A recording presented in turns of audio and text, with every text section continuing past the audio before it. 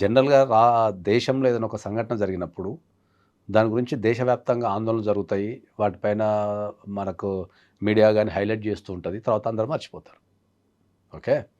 మనం ట్విషా గురించి మాట్లాడడం కంటే, మన భారతదేశంలో కుటుంబాలలో ఏం జరుగుతుందనేది మాట్లాడడం బెటర్. హ్మ్. ఎందుకు అంటే ఏందంటే, భారతదేశం అనేది కుటుంబ వ్యవస్థకు పట్టుకొమ్మ. ఓకే. ఎందుకంటే భారతదేశంలో కుటుంబాలున్నంత స్ట్రాంగు, భారతదేశంలో కుటుంబ మధ్యలో ఉన్నంత ప్రేమ, భారతదేశంలో కుటుంబ సభ్యుల మధ్యలో ఉన్నంత త్యాగాలు ప్రపంచంలో ఏ దేశంలో ఉండవు. ఓకే.